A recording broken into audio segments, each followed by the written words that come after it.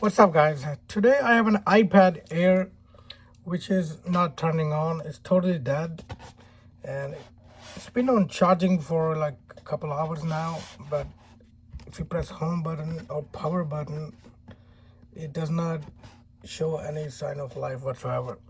So today I'm going to show you how can you jump start an iPad, any model of iPad like that, just to get it going. So all you need is I have here this heat gun, and if you don't have the heat gun, you can use the hair dryer. So all it needs is you turn it around, and on the back the battery is right in the middle here. So we're gonna heat up the battery. Like I'll tell you the temperature and everything.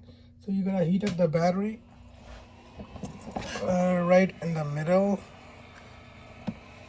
So the temperature I can adjust on this heat gun, and currently it's at 80 degrees Celsius. You gotta make sure don't stop at one place and keep it moving. Even though you're using hair dryer, you can do the same and keep it moving. In the middle area, the big battery is right here in the middle.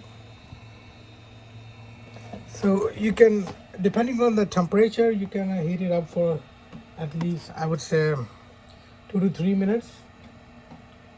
And one thing you want to make sure that it's not burning hot. It's okay right now. So yeah, I tried everything. I tried cleaning the charging port, and I gave it a hard reset.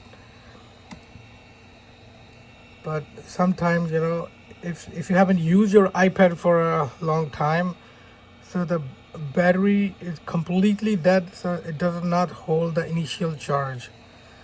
So by doing this, you just giving a jump start to a battery. And if this solution doesn't work, I'll be trying something else. But I'm sure it's the battery problem, because once you plug in the cable, it should show at least the red battery thingy. So I think that's good enough for now, because I had it on the heat pad as well before. And now turn it around and press. Okay, so I can see the battery. I don't know if you can see in the light or not, but I can see the battery in the front. If you press the home button.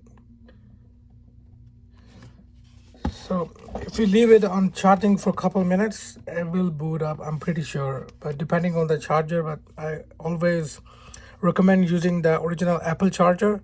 So once it turns on, I'll show you that it's working. So guys, after a few minutes of charging, finally booted up, and right now it's at 2%. And the good thing is it's fully functional. It's asking me to update the software.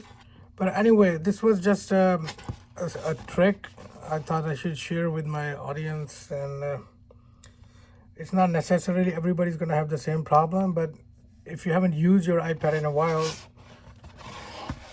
this could be one of the problems. Just showing the back, it's the same iPad. And just like that you give a jump start to a car, it's a kind of same concept. So heating up a battery, it worked, and the good thing is it's fully functional now. Thank you for watching the video, and I'll be making more videos on iPads without a home button, how to give them a hard reset and all that.